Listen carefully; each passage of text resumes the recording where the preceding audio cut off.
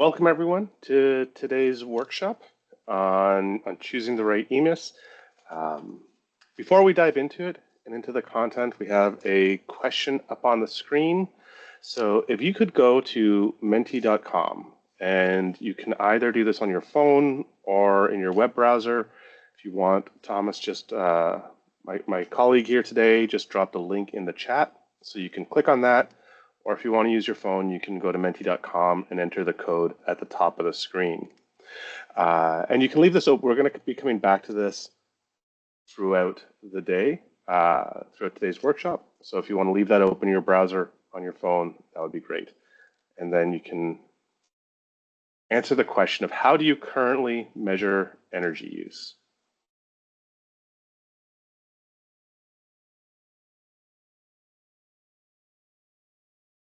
And we'll dive into the material in just a second then. But I'd like to hear from people, how do you currently measure energy use? You can access it through the link in the chat or the instructions at the top of the screen.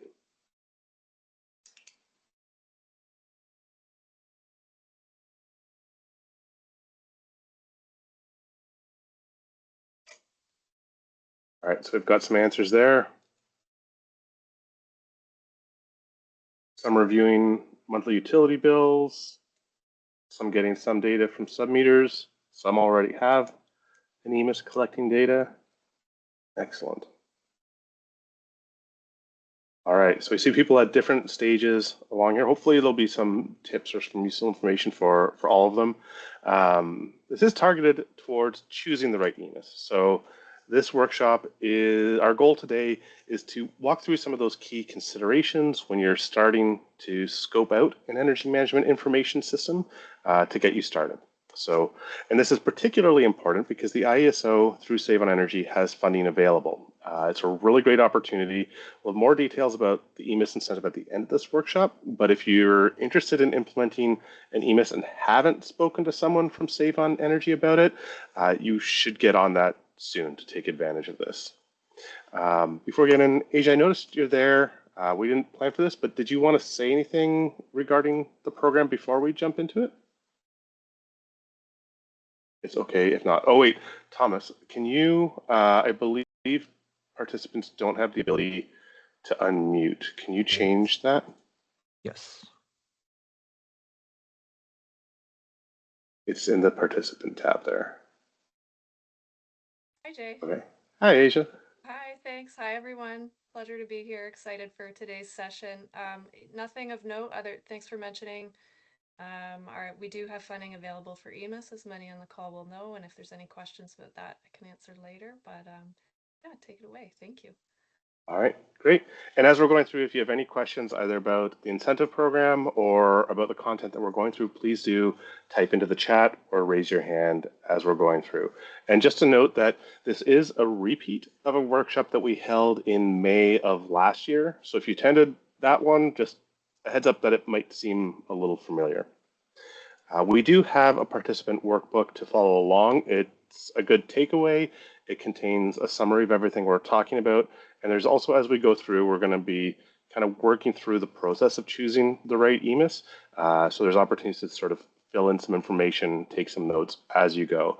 So Thomas dropped the link in the chat. If you can open that, that's a read-only file. So please, if you do want to keep it or follow along with it, please download that, go to File, save a copy on your computer, and use that copy to follow along with. So to help you get started in choosing the right EMIS for your needs, we're going to start with mapping different use cases. What do you want to use that EMIS for? Then we're going to explore key considerations, characteristics, features of the systems, and lastly, look at some tips for planning your EMIS. So just to start off with, make sure we're all on the same page, what is an EMIS? So this is an energy management information system, and you can think of it like the nervous system of a facility. There's sensors out there that are collecting information. The data infrastructure is like that spine carrying the information to the brain or the software that makes sense of everything and then tells you where to take action. So it's made up of the hardware and software components. that we see here. And there's a lot of considerations that you have to do when choosing each of these components. But one of the things to really note is that an EMIS is a really important element of energy management, especially because we want our energy management efforts, everything you're doing, the decisions you're making in your organizations to save energy, to reduce energy consumption, to reduce GHG emissions, you want that to have a strong data foundation so that you know the steps that you're taking are going to have the right outcomes and have the right impact. Benefits of using an EMIS. So having an EMIS can provide a lot of benefits to organizations, including helping you reduce energy consumption, GHG emissions, help reduce utility costs, improving operational performance, and improving your decision making, reducing risks. What we're going to do now is look at some common use cases that can lead to these benefits and outcomes. And for each case, as we're going through it, I want you thinking about how relevant it is to your organization, your current situation. And if you want, you can record that information in your participant workbook. So you can follow along starting on page 2 there. The first use case that we're looking at is using the EMIS to reduce energy consumption and energy costs. So having your EMIS, having that energy day, you can monitor energy consumption trends. You can understand how energy use relates to your operations, whether it's occupancy, production, different operators, that kind of thing. And it can also help you identify opportunities to reduce energy waste. Because as you start building that understanding, you can start to see when energy is being used when it may not necessarily be needed. So it can be really useful to help you reduce that energy consumption and cost. So if that's your priority, just reducing energy consumption, you can, in your participant workbook, you can mark that relevance from 1 star, that's not super important, up to 4 stars of like that. That's a very important use case for us. The next one is benchmarking performance. So this is all about comparing energy performance between pieces of equipment, comparing energy performance over time, establishing control bands. So this can be really useful if you have, say, a bunch of similar equipment, like a bunch of weld cells, a bunch of similar fans in your facility. And you want to make sure that they're all operating efficiently, and some of them aren't consuming significantly more energy than others when they shouldn't. It can also be really useful to monitor that they're staying in an efficient state over time. You just replace a fan or rewind a motor or do some repairs. It's operating efficiently. The EMIS can help you monitor to see that it's still in that efficient state over time. And lastly, establishing those control bands, which can lead to alarms. So when energy consumption starts getting outside of the expected range, those control bands can issue alerts to note that, hey, something might be off here. So they're really useful in benchmarking that performance. So again, mark the relevance. How relevant is that benchmarking in your decision around an EMIS? The next use case is improving decision making. So having that data, having good data in your facility, it can help prioritize opportunities, looking where there's the most opportunity to reduce energy waste. It can help you forecast energy consumption and costs, particularly if there's projected changes in production and occupancy and things like that. You can use data from the EMIS to kind of project what that should look like.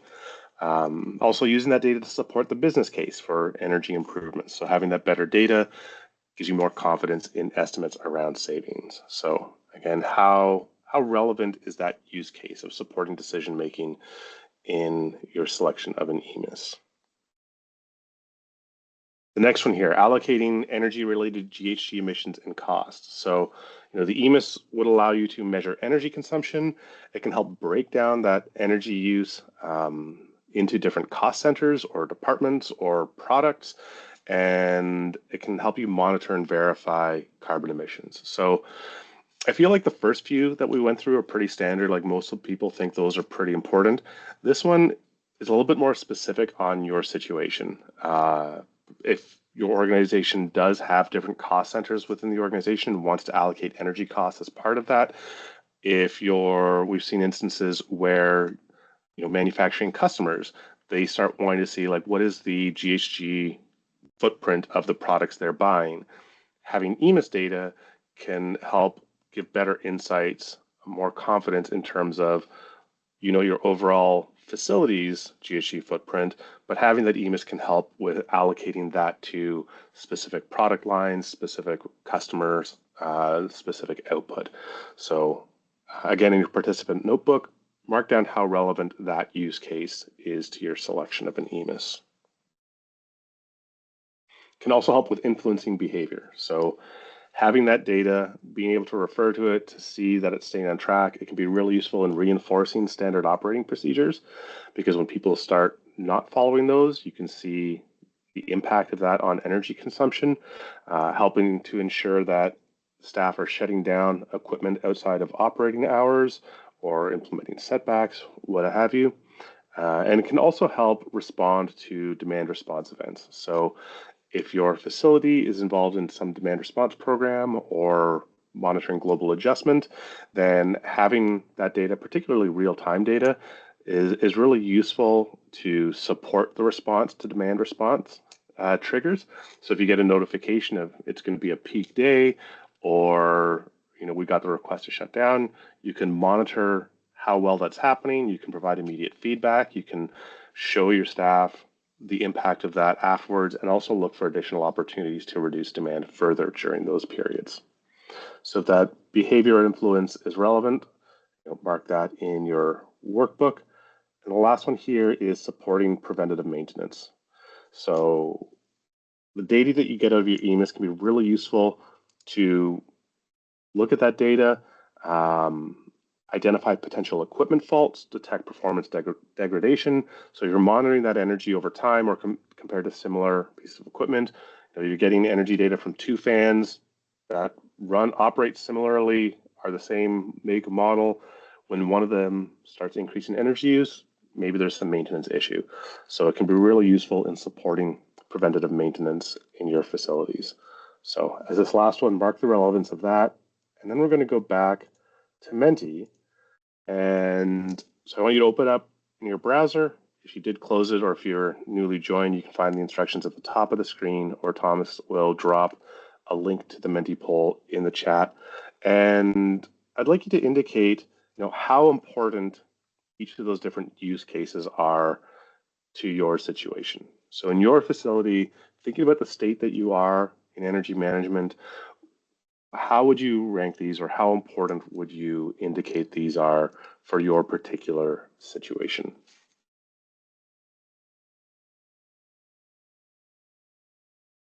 Okay. We're seeing a bit of a spread there.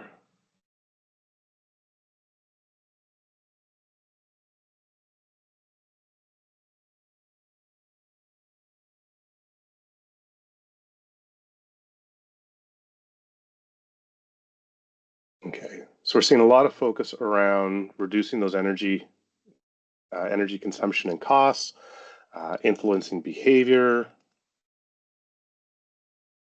Those ones are pretty end-loaded as important features.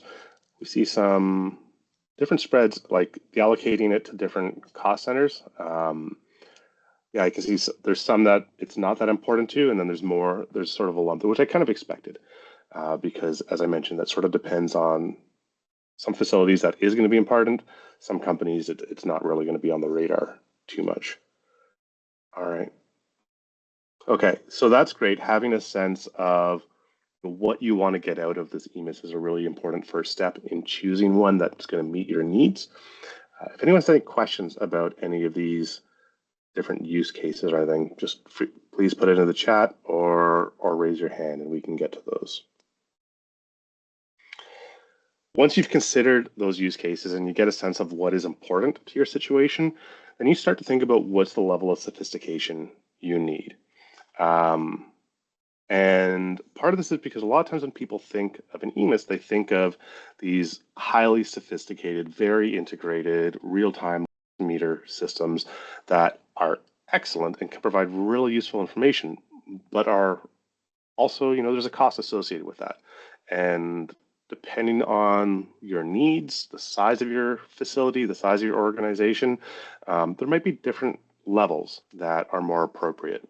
So the first type of EMIS is just a basic EMIS. So this is, either manual or very basic automation for data entry, often just using the utility meters or maybe some sub-metering capabilities and some limited analysis capabilities. So we often see this as, downloading facility energy consumption from the utility portal to an Excel spreadsheet, or having data downloaded from some data loggers, from sub-meters, and bringing that into a spreadsheet, or using Power BI or a simple dashboard to do some data analysis on the energy consumption, and then sharing that to report out on it. So that's the sort of basic level. Um, it's it is that it's basic. Sometimes that can still provide a lot of value to an organization, um, but that's not right for everyone if you want more sophisticated solutions. Like, this isn't going to help you if you want to allocate energy costs to different cost centers. The next level is an advanced EMIS. So an organization managing multiple facilities may want an advanced EMIS to centralize that data, enable benchmarking across sites, support corporate level energy reporting management. This is going to bring in automated data collection, automated analysis, supporting multiple sites, bringing in data from sub-meters throughout the facility, potentially integrating with other systems, with other data collection systems outside of energy, so for production or occupancy or BAS. So the example here is a large industrial manufacturing plant would implement this to integrate energy data with process control systems, understand and optimize energy consumption based on operational parameters. So you're getting more automated data, more insights out of that. And the third level, the last level, is a real-time system. So where the data and collection and analysis and distribution or viewing, reporting on that happens in real time. It can support multiple sites. It usually integrates a lot of different sub-meter data and integration with different control systems like SCADA, process control systems as well, because it's in real-time monitoring, then that can start triggering alerts or controls as well. So the example here is a system that allows immediate comparison against dynamic targets on operational parameters. That's wordy, but we've seen instances where this real-time system lets people on a manufacturing line or working with a piece of equipment in real time see where that's falling within control bands, and at the end of shift, shutting down equipment and seeing, okay, has energy demand fallen to where it should be following a shift, or is it still above what's expected? So giving that real-time feedback as well. Also allows timely detection, action required to address energy performance issues. So it really gives you more insights, more ability to act quickly on issues as they arise. So you have a quick summary of these different levels here, moving from basic through advanced to real time. You can kind of see that data entry becomes more automated all the way up to it's instantaneous, it's happening in real time. The data frequency, if you're doing those basic manual systems, you're probably doing it on a monthly basis, maybe weekly. But then as you move forward, you're getting to hourly or daily data with the advanced system. And then with that real-time system, obviously, you're getting that data right away. The site scope, the basic, gets challenging when it starts moving beyond a single site, just in terms of managing the data, but greater capabilities to handle different sites with the advanced real-time systems, and similar with integration capabilities. The basic is limited to some simple analysis, reporting, whereas as you start moving to the more advanced systems, you get better integration with other systems, other data sources, automated reporting and dashboards, live dashboards through the facility, and integrated with process control systems as well. So for the next thing I want you to think about, and you can go to page 3 in the participant workbook, is thinking about what level of EMIS is required. So you thought about what those use cases are, and we talked about those different levels. So now you can start lining that up and thinking about, for what you want to do, what level is needed. So you can kind of see, for influencing behavior, supporting preventative maintenance, an advanced EMIS might be able to do some of this, but to be really successful, you want to make use of a real-time data, alerts, dashboards, other indicators to trigger that action in real time. So people can know like when they're doing that action, that behavior, they can see if that's what it should be, if it's getting the results that they want. So I want you to think about, what EMIS is the best fit for your organization's needs and priorities. You can highlight that on page 3. Going through this, is there anyone on the call who wants to share either coming off mute, raising your hand, or typing in chat of which level that you think is appropriate for your situation?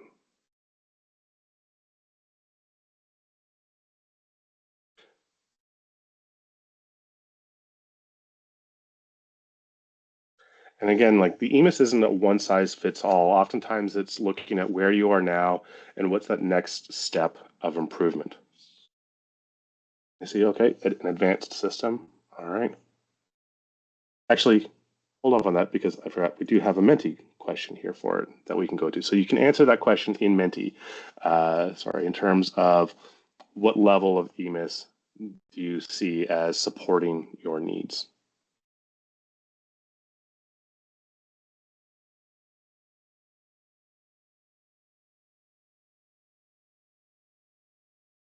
Okay, a mix of advanced and real time. I think that sort of spread aligns with what we saw earlier, where I think this audience, a lot of you are already doing, at least some data collection at the utility meter level and starting to bring that in. So you're already doing some basic level EMIS work within your facilities. All right. So once we have the idea of the level of sophistication that we want, that's really useful to know. But as you start getting into that, a lot of questions are going to be coming up when you start scoping in the EMIS that you need to consider. So we're going to go over a bunch of these key considerations that we often see coming up. So again, if you have any questions while we're going through them, please raise your hand. And as with the use cases, some of these considerations might be more critical to some organizations than to others. So as we're going through them, I want you to think about whether this is something that will be really important for you to figure out, or if it's something that is maybe less relevant to your organization. So these different considerations or characteristics of EMIS systems, again, for some organizations, they become really critical to either figure out what's right or to make the right choice on. And in some organizations, it's maybe not as important of a decision. It still needs to be made, but there may be more flexibility. So this consideration is around data sources. This is all about what should be metered and how. And this could include electricity, gas, water, potentially other operational data. You'll want to talk to a range of people to understand what existing metering is in place, what equipment is present, what needs to be measured, what meter specs are required. And it can be really useful to talk to people in your organization, not just about what they think should be measured, but what they want to do with the data and what insights they want to get, and then work backward from that. So if you understand what they want to get out of the data, then you can figure out, okay, what information, what data is going to be needed to help them derive those insights. When you're deciding what will be metered, what meter specifications are needed, and other things, a couple of people should be involved in this in your organization. So first of all, if you have any engineering or instrumentation personnel, so you want to involve them to help determine the technical specifications of the meters and the feasibility of metering different energy uses in your facilities. You want to bring operations personnel into it to understand the energy consumption points, the processes involved, like what's happening on the ground. The IT department is really important to bring in at this stage, often an overlooked part of it, but they're really important to help assess the possibilities of integrating various data sources with the EMIS, but also making sure that you're aware of and anything you do is aligned with any sort of like cybersecurity protocols, risks, things like that. So it's really important to get them involved. And lastly, the last group that's really important to involve in these conversations are energy and environmental managers. So they're really helpful to make sure that any data collection systems that you're putting in are going to be able to align with reporting needs. So whether that's reporting for, um, you know, government reporting, regulatory reporting, if it's reporting against specific standards that need to be followed, things like that, or customer needs as well. So it's important to get a sense of like what are maybe your external reporting requirements and what data is useful for that. And yeah, and there's a good point in the comments there of starting with kind of the biggest loads and then moving on from there, starting with those critical ones. And this also points a good thing where, we talked about the basic, advanced, and the real-time systems, and it doesn't have to be all or nothing. We've worked with some organizations, we've heard them going through and even using these incentives where they're like, okay, we know we want to get to the real-time system, but we're maybe not there yet. But we want to do something now. So let's start off with, like in the chat mentioned there, let's start with our most critical areas. So those big energy users, those ones that are causing us issues, the ones that's going to have a lot of value to start getting this data, and let's start with that, and then we can move on from there. We can kind of grow it over time. The next key consideration is around data integration and flexibility. So this is making sure that any EMIS that you select is going to be able to integrate with your existing systems. So this could include existing metering that you have, your building automation system, your existing SCADA system, or even another EMS that you have in place in some of your facility. You're also going to want to consider how that EMIS is going to grow. How easy is it to add new metering or new equipment, or to modify the EMIS as your operations change? So you're going to want to talk to people to understand what systems are already in place that might need to be integrated, and what potential growth or changes to operations might be coming, and also getting a sense of how frequently those changes may come, because that can help inform some of your decisions later on in terms of your system. If those changes to operations, if moving equipment, if adding stuff happens very frequently, that might lead to a different solution than if your operations are pretty static or those changes are fairly spread out or infrequent. And to make sure that EMIS can easily integrate and grow with your with your expansions and changing needs, the people that you want to involve at this stage is, again, that IT department, as they're going to be helping managing those existing systems, and they're going to have a big role to play in that integration. Engineering personnel who understand the current infrastructure, potential for future changes, operations management to foresee how operational changes might impact the EMIS, and then management. They can bring in insights around strategic growth plans. What are those forecasted changes that might be coming? The next one is data capture, and this consideration is all about how that data is going to be transferred from the meters to the data historian for storage and analysis. And in a basic EMIS, this could be manual downloads from data loggers, but in an EMIS with automated data capture, you're going to decide whether to have wireless, wired connections, and the characteristics of those systems. So, that wired wireless is a big question, and they both have their pros and cons. Wireless connections can reduce the installation costs and challenges associated with physically running wires through a facility, but wired connections might be preferred for reliability, particularly in buildings where getting consistent signals to all of the meters might be a challenge. So you're going to want to talk to people to learn about the existing infrastructure that's in place, what data transfer protocols are currently being used, as well as practical aspects of connecting those meters in your facility, like the physical infrastructure side of it. So again, this is, again, really important. Involve the IT department in these conversations, having their conversations around that network infrastructure, data transfer protocols. If you're using wireless and there's security concerns, oftentimes it involves setting up dedicated networks that are separate from the other networks in your facility. So that's really important to start talking about. Speak to instrumental and electrical technicians if you have them on practical aspects of connecting meters to the equipment that you have, and also engineering personnel to oversee that technical implementation. So it's really important to get them involved. On reporting and analytics, this is all about that back end side of things. So some organizations may have fairly simple needs, standard analysis, small number of different audiences for reports, and sometimes including things like regulatory reporting. Some organizations might have very complex reporting needs with a lot of different audiences who need different custom reports. So you'll want to talk to the right people to find out who those different audiences are, what analytics and reporting is required to meet their needs, and how often those reporting requirements might change.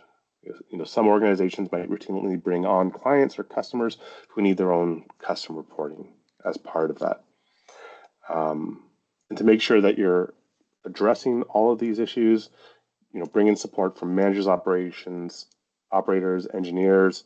They're often the ones that are using the reports and analytics, so it's really important to understand what their needs are. Again, that IT department is going to play a critical role around the functionality of it. And again, the energy environmental managers to get insights into compliance reporting and making sure whatever your system is doing, it's going to be able to support that your compliance requirements. And lastly, the executives are important at this stage to understand, the overall energy performance effectiveness of initiatives. What are their priorities in terms of the insights, the data that they're going to want to be seeing, the KPIs that they're going to want to see come out of this? Ease of use can be a critical consideration, particularly for systems that might be operated by many people. Some organizations choose to only have a small number of people directly interact with EMIS to avoid issues, in which case, a system that's really easy to use might not be as important, but it's worth talking to people to understand who needs to be able to interact and operate the system, if there's going to be dedicated staff for it, what level of training they can commit to, and what are your existing capabilities internally. So again, you want to involve, for this one, a pretty wide range of people within the organization, because you want to get the sense of what are the needs of everyone who's going to be interacting with the system. So you want to get a broad range of perspectives of how people expect or want to, or what their needs are in terms of how they want to interact. If they just, read only, they just want to see the outputs of it and that's it. That's really good to know. If they want to be able to tailor it or, dive into it a little bit deeper. And we do have a tip in the chat there too of integrating with utility accounts is essential. Yeah.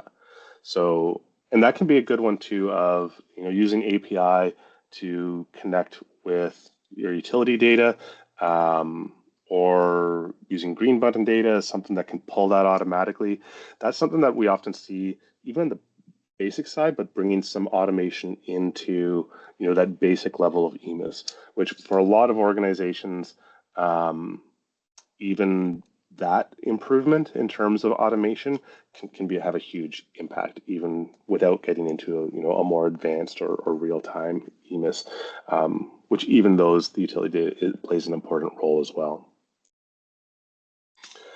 Security and data privacy is more and more a very critical consideration, something that needs to be figured out when you're planning your EMIS. Some organizations may be fine with assurances that the system complies with standard security protocols. Other organizations that handle sensitive data or mission critical systems might have stricter requirements about like where data can be stored, whether that data can be stored offsite or if it has to be stored on-site. And it's worth talking to people in your organization to understand what those requirements are, what standards need to be followed, and if there's any internal like organization-specific standards or policies. This can also help you gain insight into the level of importance your organization places on data security and system reliability. We've seen everything from organizations that are really strict about this and put a lot of effort into verifying claims around security, going above and beyond standard protocols. And we've seen on the other end of the spectrum some organizations that are maybe a little bit more lax than they should be on there as well. But it depends a lot on what is happening within your organization, the type of organization it is. But it is really important to understand that. So making sure you're talking to legal department, legal compliance departments to ensure adherence to specific regulations, and also to senior management to manage risks associated with data security, system reliability. So you want to make sure that you're talking to the right people and getting an accurate sense of where your facility is. The level of vendor support is another common question that comes up. Organizations that are unlikely to make frequent changes or have issues occur might be fine with an adequate level of support. Some maybe even have in-house expertise to reduce that reliance on external support. Other organizations may not have that internal capability and have requirements to address issues that come up very quickly to maintain reliability and operation of critical systems. So it's important to understand how important is vendor support and the level of vendor support that is going to be needed when thinking about selecting and implementing EMIS. And as part of this, you do want to assess your internal capabilities to provide that support and the requirements around support levels. So, for instance, if there was an issue with the EMIS and it wasn't working, it was down for whatever reason, how long would it be until that becomes a big problem? Is it a couple of weeks, days, hours, minutes? So that can help inform the level of support that you're going to need. Who to involve in this conversation? It is important to talk to the vendors, understand, evaluate their track record, their support, their roadmap for providing it. Also talking to the project team responsible for selecting and implementing the EMIS, procurement department, because they're the ones that manage vendor relationships and contracts, and the IT department to assess, their technical capabilities, support infrastructure internally, but also to help assess what the vendor is saying that they're able to provide, and also potentially bringing in senior management for discussions around strategic partnerships and long-term implications.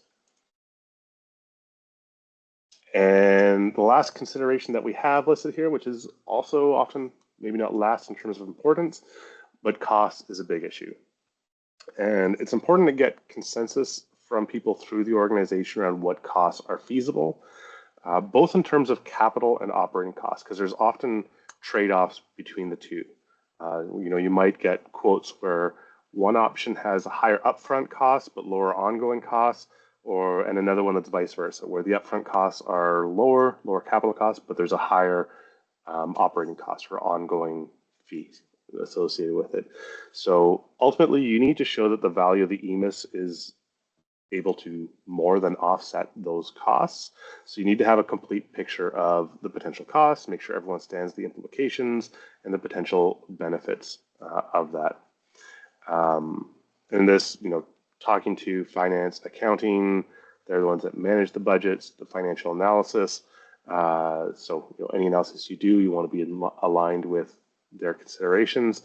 Talking procurement, to help evaluate vendor quotes, project management to understand cost implications, and ultimately senior management has to be involved to provide support, approve purchases, procurement, understand the return on investment.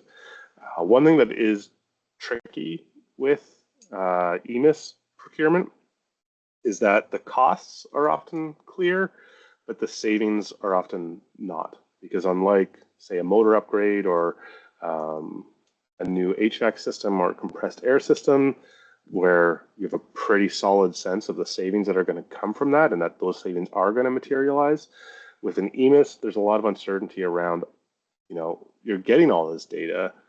Are you going to act on it? Are you actually going to save energy? How much are you going to save?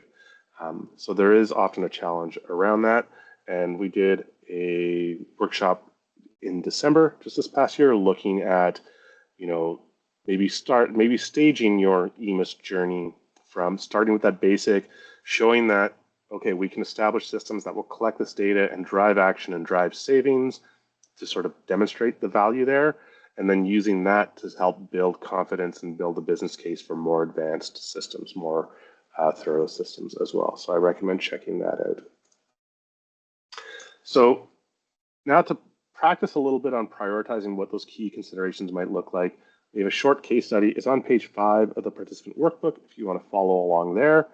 And in this case study, a large manufacturing company has 8 large clients that they serve, and they currently generate energy reports based off of monthly data.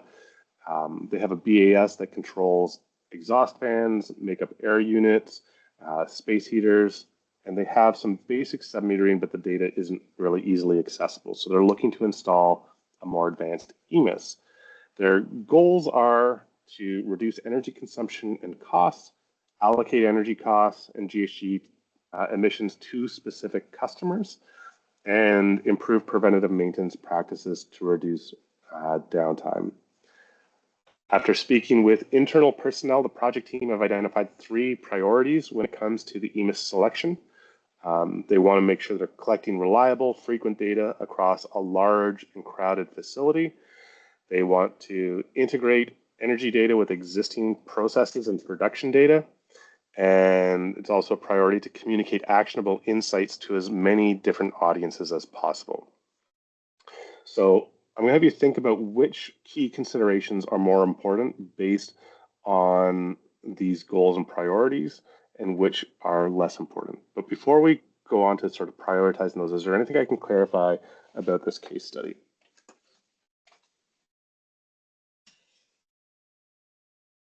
Okay, so we're going to go back to the Menti now, and thinking of that case study, it's on page 5 if you want to reference it. I want you to rank those 8 key considerations in terms of importance. And when I say important, I mean one of either 2 things. Either they know what is required for a key consideration, and it's important that it's done in that particular way, or they aren't sure how the key consideration should be handled, but they know it's going to be important to figure it out.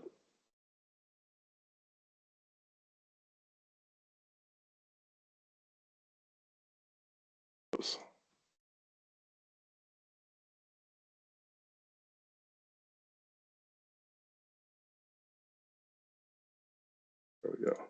Sorry about that. Okay. So in the Menti, you can drag those unranked options up into the area for that. We'll give a minute for that. And while people are responding in Menti, I'm going to go back here and copy these.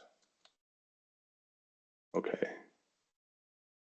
So how would you rank those different key considerations when their priorities are what I'm going to put in the chat here as a reminder?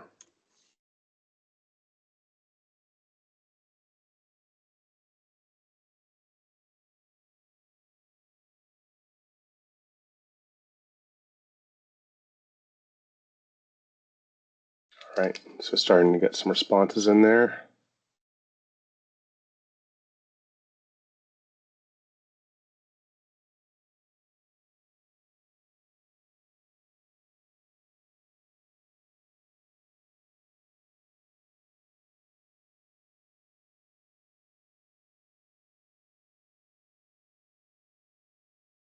All right, so we're seeing cost come up the top. That's all, even though that's not necessarily explicitly listed in their priorities. That is often very important within an organization.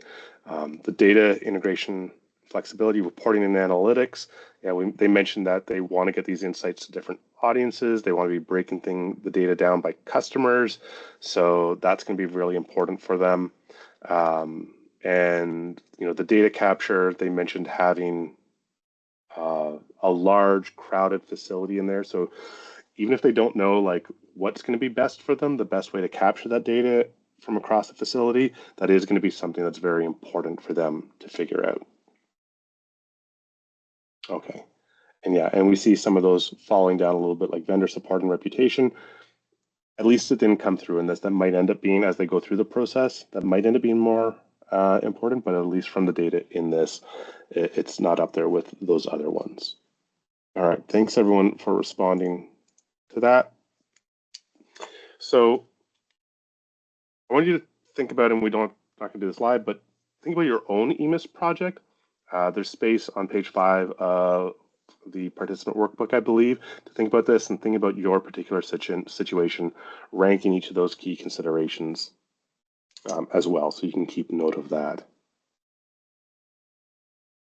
When it comes to planning it, there's really 4 key steps that we'll take a look at. Evaluating your needs, building the business case, engaging vendors, and then selecting a vendor. So this is the process that you're going to need to go through.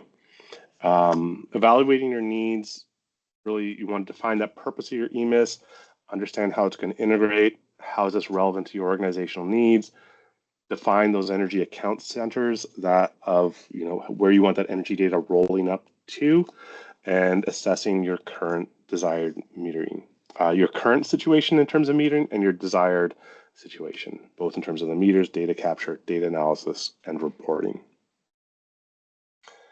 Building the business case that's where you take all that information from the previous step, bring it together and say, this is what we're currently doing, but if we had an EMIS, we could be doing a lot more.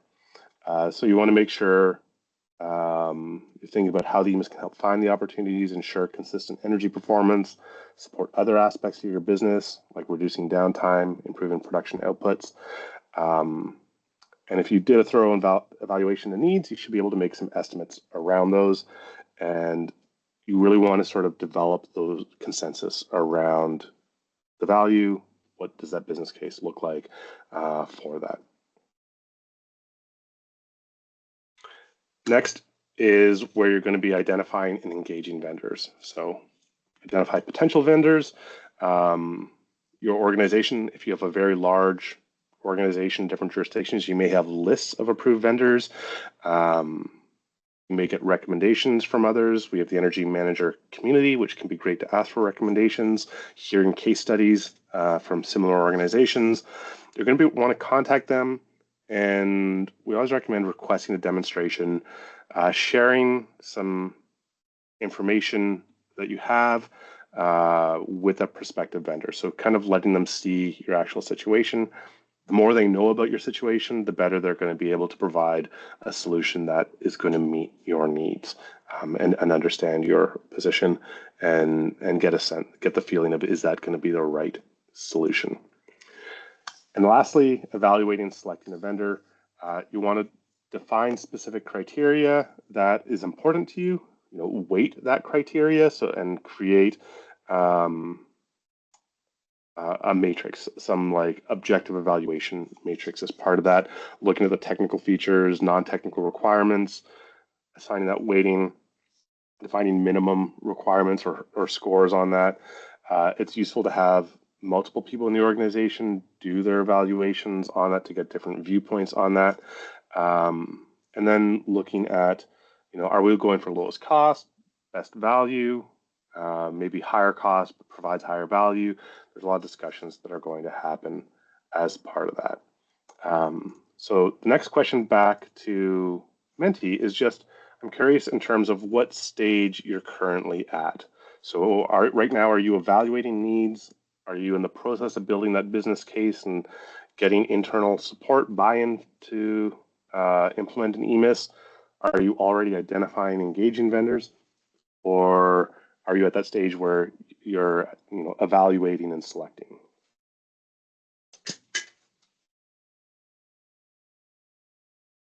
Okay, so we got responses coming in on, looks like on the earlier stage there. So still evaluating needs, building the business case.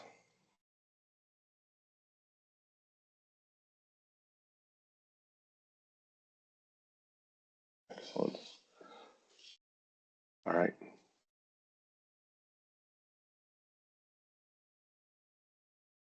If we go to the next question that we have, what do you need to move to the next stage? So a lot of those responses were, just evaluating needs or building that business case. So if that's where you are, what do you need to do to move to that next stage? So what sort of next on your plate that's going to get you to progress to the next stage? Either moving from evaluating what do you need to do to finish evaluating your needs, move to business case, or to move from building that business case to starting to engage vendors.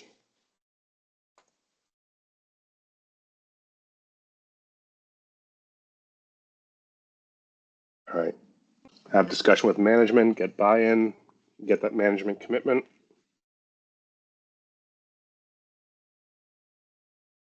Yeah. So that's a big one. I mentioned before that, there are a lot of challenges getting that buy-in and commitment just because EMIS is so different from other energy efficiency projects where it doesn't generate savings itself. It's an enabler.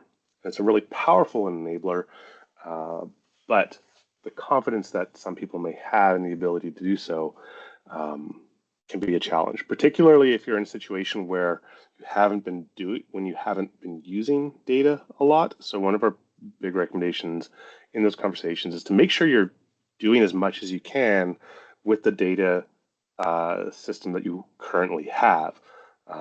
Because if you have processes in place to support regular reporting, even if it's just utility meter data, but if you have those systems, processes to make sure you're regularly collecting, analyzing, reporting that data, and you show that value is coming from that you're identifying, even just at hourly data level of, when things were left on over the weekend or when equipment's going out of whack or things like that, then it can be that can help build the confidence that the investment in additional metering, additional systems is justified. Management commitment, look at incentives from ISO. Excellent. Determine incremental benefits of real time over advanced, show incremental business case. All right. Excellent. And then we've got a few more questions here around that, but I think maybe we'll do this one. So those are some really good steps there. This question is about who are you going to involve in those conversations to address the gaps that you have to get there. So, I think a lot of people mentioned needing to get buy-in from management. So I suspect senior management is going to be some of the people that need to be involved, but maybe also thinking who else can support that conversation or can help address that gap, that buy-in gap. Getting feedback from how operations, maintenance, the project management team, like the benefits that they're seeing out of this, the value that they could get out of this, might be able to help with that discussion to help build that buy-in. Or conversely, talking to things like the IT department or finance and accounting, getting their input on risks or the value, cost, that sort of stuff. Okay.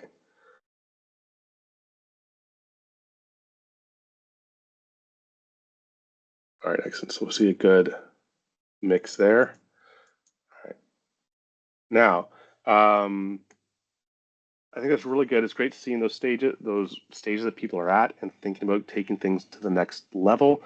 On the plus side, Save on Energy does have a lot of support targeting EMIS implementation to help you with that. So first and foremost, following this workshop, if there's anything we talked about today that you want to follow up with some one-on-one coaching on that subject, if you want to discuss your specific situation, there's a form. Thomas just dropped the link in the chat there. You can fill that out to request some post-webinar support to talk about your unique situation on there. In addition, through Save on Energy's training and support, you can sign up for a monthly bulletin to stay up to date on training. You can check out the calendar or the training and support website. There's a lot happening around EMIS and different stages of EMIS. So as I mentioned, there was a workshop we did in December. We have some panel discussions coming up talking about planning and procurement of EMIS, and then another one later on implementation. So please check out the training calendar and sign up for the bulletin to get the notices of those. I think those panel discussions will be really useful, interesting, helpful in your situations, opportunities to ask questions of people who have implemented EMIS systems or are experts in implementation. So please sign up and stay on top of those. And Thomas is going to drop the links to sign up for the monthly bulletin and to the training calendars in there. And lastly, I mentioned that there is incentives available for EMIS.